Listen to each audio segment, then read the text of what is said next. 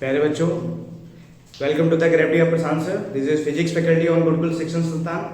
तो बच्चों, आज हम आपके लिए एक कॉन्सेप्ट बेस्ड टॉपिक लेकर के आए हैं।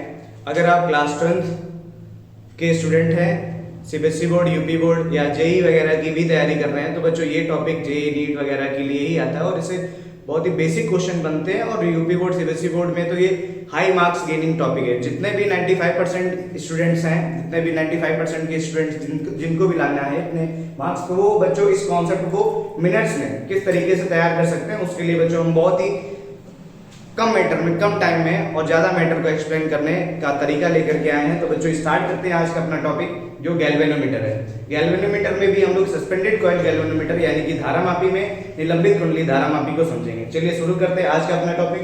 तो बच्चों, आज का जो टॉपिक है वो है, हम आपको बता चुके हैं, तो सबसे पहले ये जान लेते हैं गैल्वेनोमीटर के होता है। तो बच्चों, गैल्वेनोमीटर के लिए मैंने लिखा है यानी धारामापी।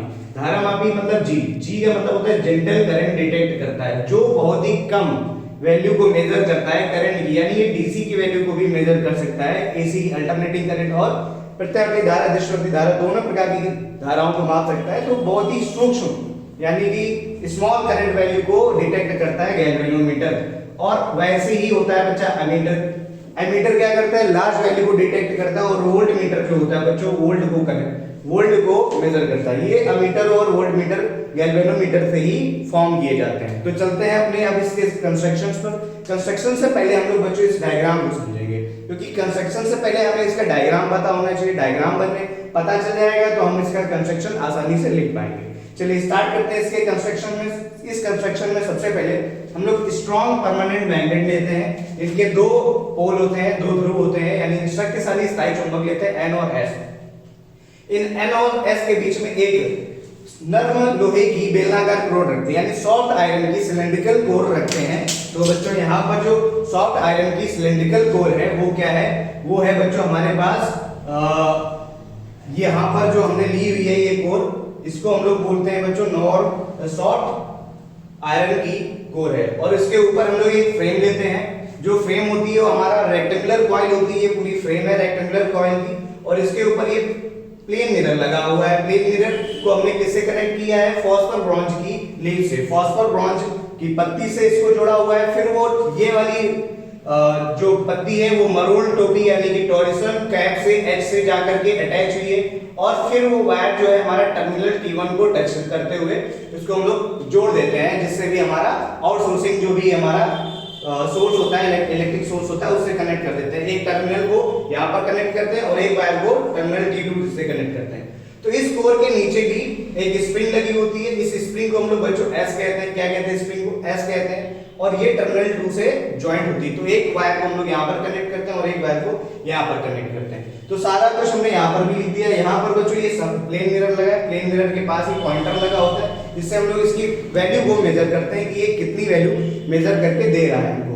तो बच्चे अब चलते हैं, हम आपको इसके ट्रिक यानी प्रिंसिपल कॉन्सेप्ट पर बताते हैं। तो कॉन्सेप्ट इसका बहुत ही आसान है, थोड़ा सा भी आपको बस ज्यादा लोड लेने की जरूरत नहीं। मैं आपको जो कंटेंट बता रहा हूँ बस अगर आप वो समझेंगे तो आप आसानी से 5 मार्क्स इसमें गेन कर सकते हैं, 4 मार्क्स गेन कर सकते हैं। हाईएस्ट मार्क्स जितने भी होंगे आपको पूरे मिलेंगे। तो ये ट्रिक को समझते हैं। ट्रिक क्या होती है बच्चों, जब भी यहाँ पर करंट को फ्लो कराते हैं, टर्मिनल T1 से करंट को फ्लो कराते हैं, जैसे टर्मिनल T1 से करंट फ्लो होती है तो मैग्नेटिक फोर्स प्रोड्यूस होता है। मैग्नेटिक फोर्स के प्रोड्यूस होने से, जैसे अब अगर हम किसी से कहें आप किसी दरवाजे को क्या कीजिए, धक्का दीजिए। जैसे दरवाजे को धक्का देंगे तो दरवाजा क्या करेगा, रोटेट करेगा। और बच्चों अगर रोटेट करेगा तो उस पर एक टॉर्क लगेगा। जैसे ही टॉर्क लगेगा तो टॉर्क के लगने से ही उसमें इस पॉइंटर में, यहाँ पर एक बच्चों पॉइंटर यूज होता है। पॉइंटर में एक डिफ्लेक्शन यानी कि सुई जो है पॉइंटर की वो घूम जाती है। जैसे पॉइंटर की सुई घूमेगी तो वहां पर एक टॉर्क लगेगा। और टॉर्क का बच्चों सीधा फंडा होता है टाउ इक्वल्स टू बिना साइन थीटा।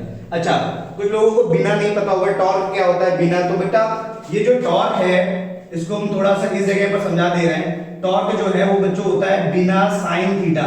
अच्छा, साइन की वैल्यू यहाँ पर हम लोग जो लेते हैं वो 90 डिग्री लेते हैं, बिकॉज ये जो हमने रेक्टेंगुलर कट किए गए मैग्नेट जो है ये रेडियल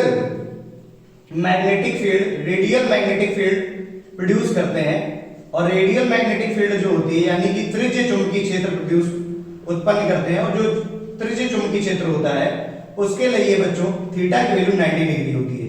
और थीटा सबसे मैक्सिमम होगा, इसलिए टाउ बराबर हमने कितना लिखा हुआ है बच्चों यहाँ पर साइन थीटा लिखा हुआ है। कितना लिखा हुआ है साइन थीटा। और बच्चों जैसे ये घूमेगी तो स्प्रिंग जो है इसके रोटेट होने से current I, magnetic force produce हुआ और टॉर्क प्रोड्यूस हुआ। टॉर्क के प्रोड्यूस होने से स्प्रिंग उसका क्या करती है अपोज करती है। तो स्प्रिंग जब अपोज करती है तो जितने एंगल से भी स्प्रिंग रोटेट होती है वहां पर भी एक टॉर्क लगता है और वो टॉर्क होता है TC इक्वल्स टू TC मतलब स्प्रिंग कांस्टेंट। C यहां पर बच्चों स्प्रिंग कांस्टेंट है यानी कि स्प्रिंग नियतांक है, तो TC की वैल्यू C थीटा के बराबर हो जाती है। और जब ये value TC equals to equation number 1 और इक्वेशन नंबर 2 को हम बराबर करेंगे तो हमारे पास एक वैल्यू आएगी और वहां से हम लोग करंट की वैल्यू को डिटरमाइन कर सकते हैं। Equation number 1 equals to equation number 2, तो बच्चों हमारे पास एक फार्मूला आएगा जिसको हम लोग लिखेंगे टाउ इक्वल्स टू बीना इक्वल्स टू C थीटा।